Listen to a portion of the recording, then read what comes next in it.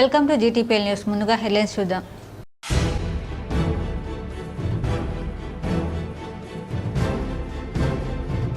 కరీంనగర్లో కొనసాగుతున్న ఎమ్మెల్సీ ఓట్ల లెక్కింపు. టీచర్స్ ఎమ్మెల్సీ ఓట్లలో బీజేపీ అభ్యర్థి మల్క కుమరయ్య ముందంజ. కట్టుదిట్టమైన ఏర్పాట్లు చేసిన అధికార యంత్రాంగం.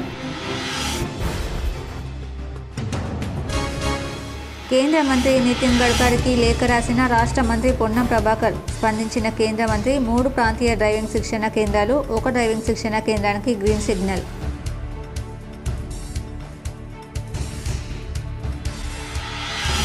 శ్రీరామ నామ జపంతో మారుమోగిన కోరుట్ల నియోజకవర్గంలోని ఆంజనేయ స్వామి దేవాలయాలు. హనుమాన్ మండల దీక్షను తీసుకున్న మాలాదారులు.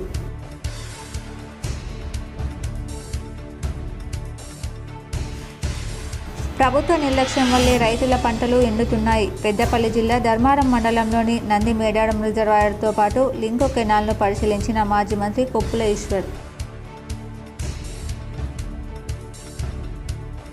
కరీంనగర్ జిల్లాలో తమ ప్రేమకు అడ్డొస్తుందని ప్రియురాలి తల్లిపై దాడి చేసిన ప్రేమోన్మాది. నిందితుడిని అరెస్ట్ చేసిన పోలీసులు. అభివృద్ధికి అడ్డుపడుతూ నిత్యం తెలంగాణపై బీఆర్ఎస్ బీజేపీ పార్టీలు విషం చిమ్ముతున్నాయని టీపీసీసీ చీఫ్ మహేష్ కుమార్ గౌడ్ సంచలన ఆరోపణలు చేశారు. సోమవారం టీపీసీసీ చీఫ్ మహేష్ కుమార్ గౌడ్ మీడియాతో మాట్లాడుతూ ఎన్నికల వరకే రాజకీయాలు ఉంటాయనని, ఎన్నికల అనంతరం రాష్ట్ర అభివృద్ధి తమకు ముఖ్యమని తెలిపారు. ముఖ్యంగా రాష్ట్రం నుంచి కేంద్ర మంత్రిగా ఉన్న కిషన్ రెడ్డి తెలంగాణ అభివృద్ధికి అడ్డంకిగా మారారని కామెంట్ చేశారు. ఈ విషయంలో బీఆర్ఎస్ బీజేపీ పార్టీలు లోపాయకారి ఒప్పందం చేసుకున్నాయని ఆరోపించారు. కేంద్ర ప్రభుత్వ వైఖరి కారణంగా మెట్రో సెకండ్ ఫేజ్ పనులు మరింత ఆలస్యం అవుతున్నాయని అన్నారు. మరోవైపు నగరానికి మణిహారమైన మూసీ నది ప్రక్షాళనకు మోకాలడ్డు వేయడానికి కారణం ఏమిటని ఫైర్ అయ్యారు. బీసీ రిజర్వేషన్లకు బీజేపీ వ్యతిరేకమని, బీసీ జనగణన చేపట్టొద్దంటూ ఆ పార్టీ సుప్రీంకోర్టులో అఫిడవిట్ ఇచ్చిన విషయం నిజం కాదా ఎద్దేవా చేశారు. బీసీల గురించి మాట్లాడే నైతిక హక్కు బీజేపీకి లేదని ధ్వజమెత్తారు. ఒకవేళ బీసీలపై కేంద్ర మంత్రి కిషన్ రెడ్డికి చిత్తశుద్ధి ఉంటే దేశవ్యాప్తం సర్వే కోసం ప్రధాని నరేంద్ర మోడీపై ఒత్తిడి తీసుకురావాలని మహేష్ కుమార్ గౌడ్ సవాల్ విసిరారు. విచిత్రం ఏంటంటే ఎన్నికల్లో ఓడిపోయిన బీఆర్ఎస్ పార్టీ ఎలాగూ చేస్తుంది, కానీ బీజేపీ నాయకులు సాక్షాత్ కేంద్రంలో మంత్రివర్గంలో ఉన్నటువంటి కిషన్ రెడ్డి గారు అడుగడుగున రాష్ట్ర అభివృద్ధిని అడ్డుకునే ప్రయత్నం చేస్తూ ఉన్నాడు. ఒక సైంధవుడి లాగా కేసీఆర్తో కుమ్మక్కై ప్రతి ప్రాజెక్టు విషయంలో విషయం చిమ్ముతూ వ్యక్తిగతంగా ఉన్న కోపాన్ని రాష్ట్రం మీద దుద్దే ప్రయత్నం చేస్తూ ఉన్నారు. ఇలా రాష్ట్ర ముఖ్యమంత్రి, డిప్యూటీ ముఖ్యమంత్రి, మంత్రులు అహర్నిశలు కృషి చేస్తూ ఈ రాష్ట్ర అభివృద్ధి కోసం పాటుపడతా ఉంటే, మీరు కేంద్రంలో కూడా అధికారులు ఉన్నారు, ఒక మంత్రివర్గ స్థాయిలో ఉన్నారు. ఆ స్థాయిని మరిచి మీ కేసీఆర్ మీద ప్రేమ ఉంటే ఉండొచ్చు, మీరు లోపాయిక ఒప్పందం ఉంటే ఉండొచ్చు, కానీ రాష్ట్ర అభివృద్ధి విషయం వచ్చినప్పుడు చేదోడు బాధలు ఉండాల్సిన మీరు కాలు బట్టి లాగే ప్రయత్నం చేస్తూ ఉన్నారు. రాష్ట్ర ప్రజలంతా గమనిస్తూ ఉన్నారు. కరీంనగర్లో ఎమ్మెల్సీ ఓట్ల లెక్కింపు కొనసాగుతోంది. టీచర్స్ ఎమ్మెల్సీ ఓట్లలో బీజేపీ అభ్యర్థి మల్క కుమరయ్య ముందంజలో ఉన్నారు. కరీంనగర్, నిజామాబాద్, ఆదిలాబాద్, మెదక్ పట్టభద్రుల టీచర్ల 2 ఎమ్మెల్సీ స్థానాల ఓట్ల లెక్కింపు కరీంనగర్ ఇండోర్ స్టేడియంలో నిర్వహిస్తున్నారు. ఉదయం 8 గంటలకు ప్రారంభమైన కౌంటింగ్ ఈ అర్ధరాత్రి వరకు బ్యాలెట్ బాక్స్లోని ఓట్లను 50 చొప్పున కట్టలు కట్లి చెల్లని ఓట్లు, చెల్లుబాటు అయ్యే ఓట్లు వేరు చేసే ప్రక్రియ సాగుతుంది. ఆ తర్వాత చెల్లుబాటు అయిన ఓట్లలో ఏ అభ్యర్థికి మొదటి ప్రాధాన్యత, ఓట్లు ఎన్ని వచ్చాయో లెక్కిస్తారు. పట్టభద్రుల ఓట్ల లెక్కింపు పూర్తి కావాలంటే మరో 2 రోజులు పట్టే అవకాశం ఉంది. ఓట్ల లెక్కింపు కోసం 3 షిఫ్టుల్లో 700 మంది ఉద్యోగులను నియమించారు. ఉదయం ఫస్ట్ షిఫ్టులో వెళ్లిన ఉద్యోగులు సాయంత్రం 6 గంటలకు బయటికి రావడం జరిగింది. ఆ తర్వాత 2వ షిఫ్టులో వెళ్లిన వారు అర్ధరాత్రి 2 గంటల వరకు విధులు నిర్వహిస్తారు. 2 గంటలకు వచ్చే ఉద్యోగులు తెల్లవారుజాము 8 గంటల వరకు విధులు నిర్వహిస్తారు. అభ్యర్థులు ఏజెంట్ల సమక్షంలో చెల్లుబాటు అయ్యే ఓట్లు, చెల్లుబాటు కాని ఓట్లను సపరేట్ చేయగా, పట్టభద్రులు టీచర్లు వేసిన ఓట్లలో ప్రతి బ్యాలెట్ బాక్స్ నుంచి 20 నుంచి 30 ఓట్లు చెల్లుబాటు కానివే బయటపడ్డాయి. పట్టభద్రుల స్థానంలో 20 నుంచి 30 వేల కోట్లు చెల్లుబాటు కాని ఓట్లే నమోదయ్యాయి. ఇక టీచర్ల స్థానంలో కూడా 2,000 వరకు చెల్లుబాటు కాని ఓట్లు ఉన్నాయి. చదువుకున్న మేధావులుగా ఉన్న టీచర్లు పట్టభద్రులు సరిగా ఓటు వేయకపోవడం సర్వత్రా విమర్శలు వ్యక్తమవుతున్నాయి. మొదటి ప్రాధాన్యత ఓటు 1 వేసి రౌండప్ చేయడం, లేకుంటే అండర్లైన్ చేయడం లేదా 0-1 అని రాయడం వంటి పొరపాట్లతో చాలా ఓట్లు చెల్లుబాటు కాకుండా పోయాయి. చెల్లుబాటు కాని ఓట్లతో ప్రధాన పార్టీల అభ్యర్థులకు నష్టం జరుగుతుందనే ఆందోళన వ్యక్తమవుతుంది. చెల్లుబాటు కాని ఓట్ల విషయంలో ఎన్నికల కమిషన్ దృష్టి సారించాలని, రౌండప్ అండర్లైన్ చేసిన ఓట్లను పరిగణలోకి తీసుకోవాలని పట్టభద్రుల ఎమ్మెల్సీ కాంగ్రెస్ అభ్యర్థి ఆల్ఫోర్స్ నరేందర్ రెడ్డి విజ్ఞప్తి చేశారు. కులగణనపై స్వయంగా కేసీఆర్, కేటీఆర్, హరీష్ రావులకు ఫారాలను పంపిన వివరాలు ఇవ్వలేదని మంత్రి పొన్నం ప్రభాకర్ మీడియా సమావేశంలో ఆరోపించారు. కుల సర్వేకు సంబంధించి 12వ తారీఖు నుంచి 28వ తారీఖు వరకు మరొక అవకాశం ఇచ్చినాం. ఆ అవకాశం ఇచ్చిన తర్వాత కూడా నేను వాళ్ళందరికీ కూడా స్వయంగా వాళ్ళకంతా ఎందుకో ఇబ్బంది ఉన్నదని ఫారాలు కూడా పంపిన కేసీఆర్ గారికి, హరీష్ రావు గారికి, కేటీఆర్ గారికి. కానీ వాళ్ళు ఇప్పుడు కూడా మొన్న కూడా మళ్ళా ఈ సమాచారాన్ని ఇవ్వలే. సో వాళ్లకు ఈ అంశం మీద మాట్లాడే నైతిక హక్కు లేదు.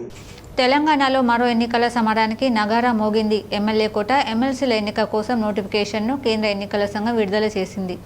ఎమ్మెల్సీలు మహమూద్ అలీ, సత్యవతి రాథోడ్, షేరి సుభాష్ రెడ్డి, ఎగ్గె మల్లేశం, మీర్జా రియాజుల్ హసన్ల పదవీ కాలం ఈ నెల 29 మిగిలినుంది. ఈ 5గురి స్థానంలో కొత్త వారిని ఎన్నుకునేందుకు ఇవాల్టి నుంచి ఈ నెల 10వ తేదీ వరకు నామినేషన్లు స్వీకరించనున్నారు. 11న నామినేషన్ల పరిశీలన, 13న నామినేషన్ల ఉపసంహరణకు అవకాశం ఉంటుంది. 20 ఉదయం 9 గంటల నుంచి సాయంత్రం 4 గంటల వరకు పోలింగ్. అదే రోజు సాయంత్రం 5 గంటలకు ఓట్ల లెక్కింపు ప్రక్రియ జరగనుంది. ప్రస్తుతం శాసనసభలో పార్టీలకున్న సంఖ్య బలాన్ని బట్టి అధికార కాంగ్రెస్ పార్టీకి 4 ఎమ్మెల్సీ స్థానాలు, బీఆర్ఎస్కు 1 ఎమ్మెల్సీ సీటు దక్కే అవకాశం ఉంది.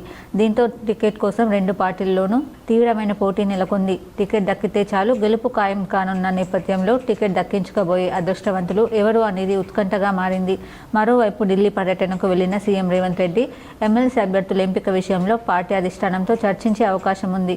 మరోవైపు తమకున్న సంఖ్యాబలం రీత్యా ఒక అభ్యర్థిని గెలిపించుకోగల బీఆర్ఎస్ పార్టీ 2వ అభ్యర్థిని సైతం బరిలోకి దింపాలనే యోచనలో ఉన్నట్లు తెలుస్తోంది.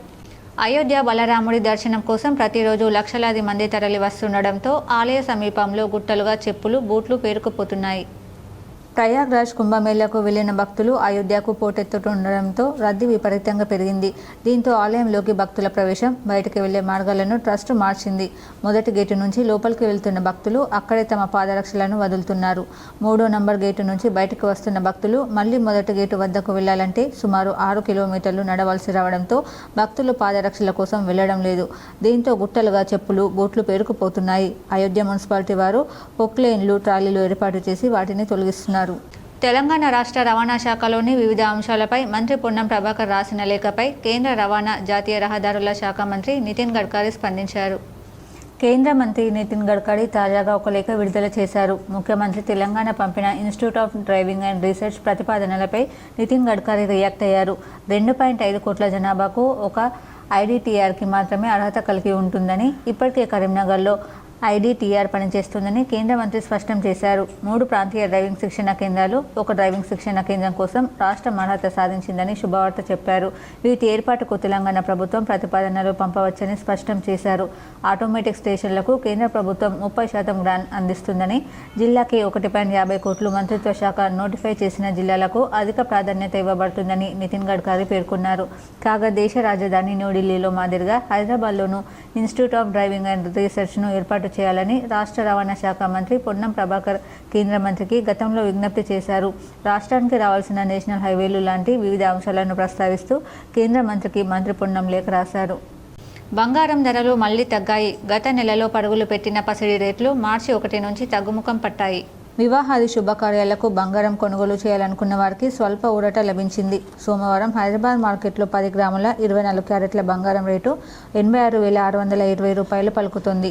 22 క్యారెట్ల గోల్డ్ రేటు 79,400 రూపాయలకు చేరింది. కాగా ఫిబ్రవరి నెలలో బంగారం ధరలు ఆల్ టైమ్ రికార్డుకి చేరాయి. ఓ క్రమంలో 90,000 రూపాయలు దాటుతాయని మార్కెట్ విశ్లేషకులు అంచనా వేశారు. అయితే 89,000 రూపాయల మార్కు దాటింది. తాజాగా 3,000 పై చిలుకు ధర తగ్గడం విశేషం. ప్రభుత్వ నిర్లక్ష్యం వల్లే రైతులు పంటలు ఎండుతున్నాయని మాజీ మంత్రి కుప్పల ఈశ్వర్ ఆందోళన వ్యక్తం చేశారు. నంది మేడారం రిజర్వాయర్ను పరిశీలించి ప్రభుత్వ తీరుపై మండిపడ్డారు. పెద్దపల్లి జిల్లా ధర్మారం మండలం నందిమేడారం రిజర్వాయర్తో పాటు లెంకు కెనాల్ను మాజీ మంత్రి కొప్పుల ఈశ్వర్ పరిశీలించారు. స్థానిక ఎమ్మెల్యే ప్రభుత్వ తీరుపై కొప్పుల ఈశ్వర్ ఆగ్రహం వ్యక్తం చేశారు. రైతుల పంటలు ఎండిపోవడానికి పాలకుల నిర్లక్ష్యమే కారణమని ఆరోపించారు. నియోజకవర్గ రైతులపై ప్రభుత్వ విప్ లక్ష్మణ్ కుమార్కు చిత్తశుద్ధి లేదన్నారు. ఒక ప్రభుత్వ విప్గా ఉండే సమీక్ష సమావేశం నిర్వహించగా పోగా రైతుల పొలాలకు నీరు ఇవ్వడం లేదని విమర్శించారు.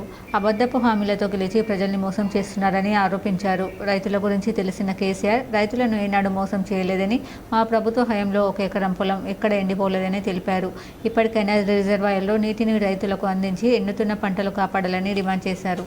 మేమే తప్పు చేయడం వల్లనట అది ఆగిందట. తర్వాత ఇక్కడ నుంచి సిద్దిపేటకు హరీష్ రావు గారు అప్పుడెప్పుడో నీళ్లు కొంటమైందట. అంటే అవగాహన లేక, ఆలోచన లేక, కనీసమైనటువంటి జ్ఞానం లేక మాట్లాడుతున్నాడు లక్ష్మణ్ కుమార్. నేను ఒకటే ఛాలెంజ్ చేస్తున్న, 10 సంవత్సరాలలో కరీంనగర్ పూర్వ జిల్లాలో కావచ్చు, ధర్మపురి నియోజకవర్గంలో కావచ్చు, ఏ ఒక్క ఎకరమన్నా ఎండినటువంటి దాఖలాలు నువ్వు చూపిస్తావా? నీళ్లు లేక అలవడించిన పరిస్థితి నువ్వు చూపిస్తావా? కరెంటు రాలేదు అని ఎవరన్నా రైతులు కంప్లైంట్ చేసిన పరిస్థితి నువ్వు చూపిస్తావా? మాకు యూరియా బస్తా అందలేదని ఎక్కడైనా మరి ఒక రైతు మాట్లాడిన మాట చూపిస్తావా? ఇవాళ నీకు సిగ్గు మానం ఉంటే అగో గొల్లపల్లిలో కావచ్చు, లేదంటే బుగ్గారంలో కావచ్చు, ధర్మపురిలో కావచ్చు, ఎక్కడ చూస్తే అక్కడ మరి రైతులు యూరియా బస్తాల కోసం చెప్పులు లైన్లలో పెట్టి, బుక్కులు లైన్లలో పెట్టి ఇవన్నీ కనబడతలేవా? పెద్ద పెద్ద మాటలు మాట్లాడు కాదు, పనిచేసి చూపియాలి. మాకెవరు అడగక ముందే పనిచేస్తుంటే మేము ఇవాళ అడుగుతే కూడా దిక్కు లేదు. షంబీపూర్లో శివాజీ విగ్రహ ఆవిష్కరణ కార్యక్రమానికి అందరూ హాజరు కావాలేనని ఎంపీ అరవింద్ పిలుపునిచ్చారు. మన హిందూ ధర్మానికి వీరతిలకం దిద్దిన అలాంటి మహనీయుడి విగ్రహావిష్కరణ కార్యక్రమంలో పాల్గొనడానికి ఈ నెల 4వ తేదీన సాయంత్రం 6 గంటలకి నేను షంబీపూర్ వస్తున్నాను. శివాజీ మహారాజ్ విగ్రహ ఆవిష్కరణ కార్యక్రమంలో పెద్ద ఎత్తున పాల్గొందాం. తెలంగాణలో కాంగ్రెస్ పార్టీ మహిళలకు ఇచ్చిన హామీల సాధనకై పోస్టు కార్డు ఉద్యమాన్ని మొదలు పెట్టినట్లు బీఆర్ఎస్ ఎమ్మెల్సీ కల్వకుంట్ల కవిత చెప్పారు. తెలంగాణ జాగృతి ఆధ్వర్యంలో మహిళా కార్యకర్తల నుంచి సేకరించిన 10,000 పోస్టుల కార్డులను ఇవాళ ముఖ్యమంత్రి రేవంత్ రెడ్డికి పంపిస్తున్నామని, మార్చి 8 లోపు మహిళలకు నెలకు 2,500 రూపాయల హామీపై ప్రకటన చేయకపోతే లక్షలాది పోస్టు కార్డులను రాసి ఢిల్లీలో ఉన్న సోనియా గాంధీకి పంపిస్తామని హెచ్చరించారు. సోమవారం హైదరాబాద్లో మీడియాతో మాట్లాడిన కవిత మహిళలకు విషయంలో సీఎం రేవంత్ రెడ్డి మానవీయంగా ఆలోచించడం లేదన్నారు. ఆడబిడ్డల పట్ల కాంగ్రెస్ ప్రభుత్వానికి నిర్లక్ష్యం తగదని విమర్శించారు. సోనియా గాంధీ, ప్రియాంక గాంధీ మాట్లాడకముందే మహిళా బిల్లు కోసం తెలంగాణ జాగృతి ఢిల్లీలో ధర్నా చేసిందని గుర్తు చేశారు. మహిళా బిల్లు రావడంలో కాంగ్రెస్ పార్టీ పాత్ర లేదని, మహిళా రిజర్వేషన్ చట్టాన్ని అమలుకు కాంగ్రెస్ పార్టీ కేంద్రంపై ఎందుకు ఒత్తిడి చేయలేదని ప్రశ్నించారు. 1,000,000 మంది మహిళలను కోటీశ్వరులను చేస్తామన్న ముఖ్యమంత్రి ప్రకటనకు ఆయన ప్రారంభించిన పెట్రోల్ పంప్కు పోలిక లేదని కవిత విమర్శించారు. ప్రభుత్వం ప్రతిపాదించిన పథకాలు కేవలం 10ల సంఖ్యలో మహిళలకు తప్ప పెద్ద ఎత్తున ప్రయోజనం కలిగే అవకాశం లేదన్నారు.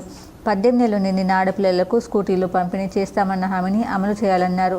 వడ్డీ లేని రుణాలపై ప్రభుత్వం అందంగా అబద్ధాలు చెబుతోందని, ఉమ్మడి రాష్ట్రంలో కాంగ్రెస్ ప్రభుత్వం వడ్డీ లేని రుణాలను ఎగ్గొట్టిందన్నారు.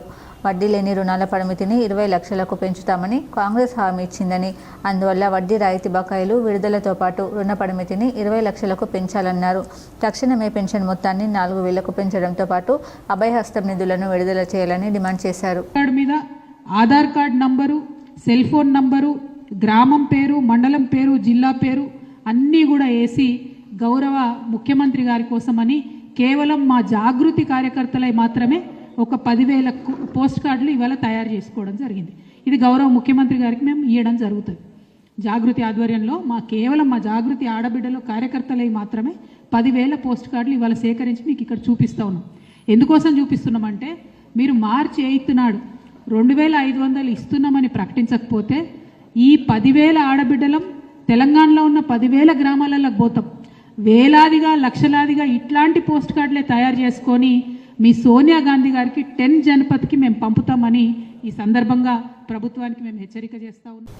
కరీంనగర్లో ఎమ్మెల్సీ ఓట్ల లెక్కింపు కేంద్రం అంబేద్కర్ స్టేడియంలో కుక్కలు హల్చల్ చేశాయి.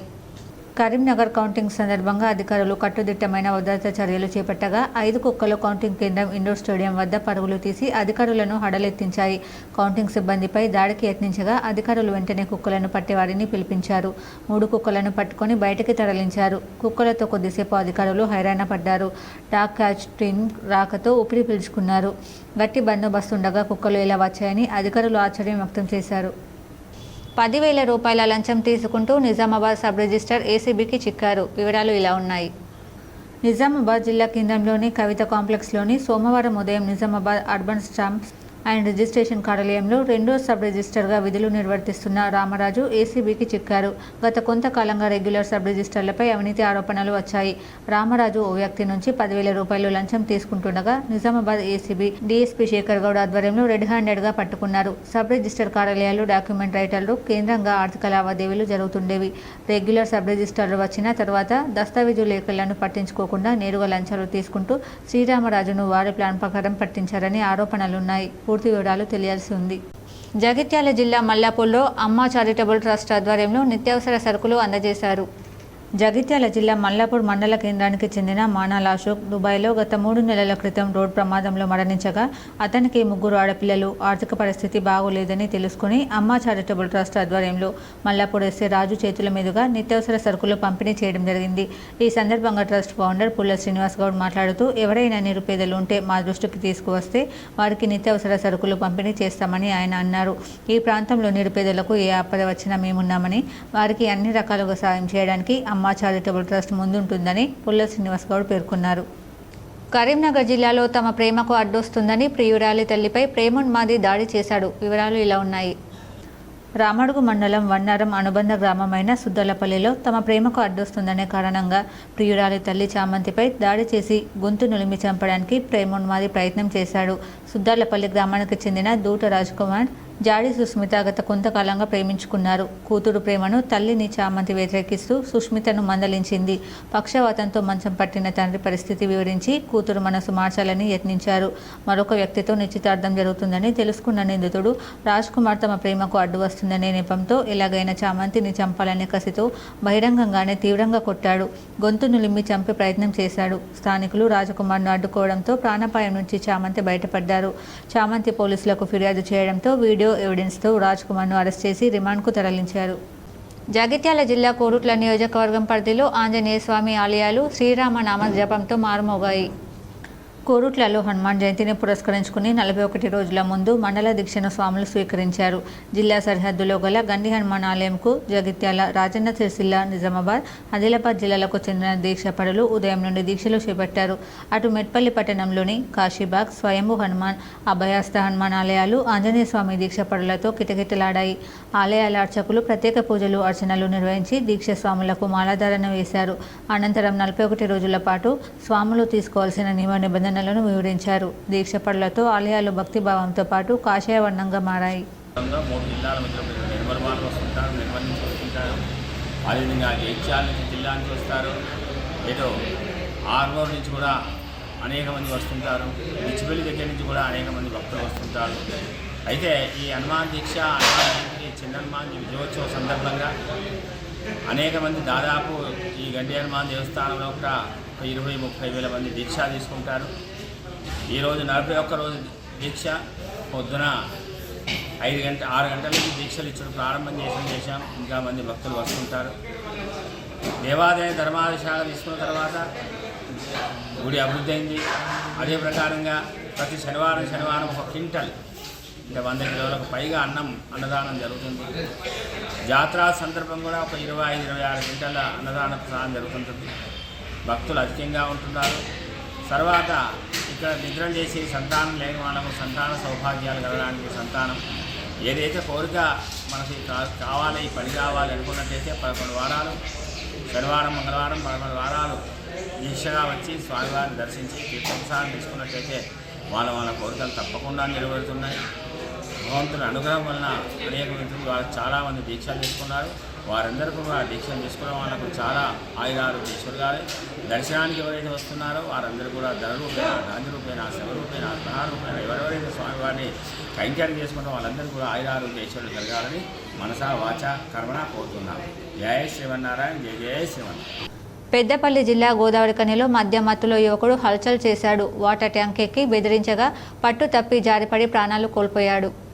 మద్యం మత్తులో ఓ యువకుడు వాటర్ ట్యాంక్ పైకి ఎక్కి బెదిరింపులకు పాల్పడే ప్రయత్నం చేసి పట్టు తప్పడంతో పైనుండి జారిపడి మృతి చెందిన ఘటన పెద్దపల్లి జిల్లా గోదావరిఖనిలో చోటు చేసుకుంది. హనుమాన్ నగర్కు చెందిన యువకుడు యతిరాజ్ చంద్రశేఖర్ జవహర్లాల్ నెహ్రూ స్టేడియం వద్ద ఉన్న వాటర్ ట్యాంక్ ఎక్కి హంగామా సృష్టించారు. మద్యం షాప్ దగ్గర తనతో కొందరు దురుసుగా ప్రవర్తించారని, వారిపై చర్యలు తీసుకోవాలని దూకుతాను అంటూ బెదిరింపులకు పాల్పడ్డాడు. పోలీసులు, స్థానికులు ఎంత నచ్చ చెప్పినా వినలేదు. అంతలోనే పట్టుజారి కింద పడిపోయి తీవ్రంగా గాయపడ్డాడు. వెంటనే పోలీసులు, స్థానికుల సాయంతో గోదావరిఖని ప్రభుత్వ జనరల్ ఆసుపత్రికి తరలించారు. తీవ్రంగా గాయపడిన చంద్రశేఖర్ చికిత్స పొందుతూ మృతి చెందినట్లు వైద్యులు తెలిపారు. వార్తలు ముగించే ముందు హెడ్లైన్స్ మరోసారి.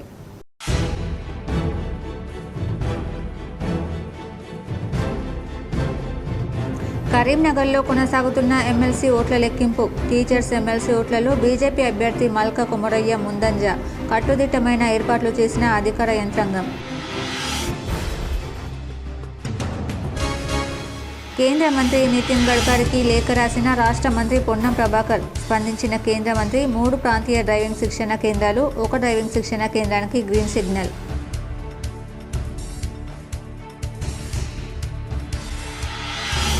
శ్రీరామ నామ జపంతో మారుమోగిన కోరుట్ల నియోజకవర్గంలోని ఆంజనేయ స్వామి దేవాలయాలు. హనుమాన్ మండల దీక్షను తీసుకున్న మాలాదారులు.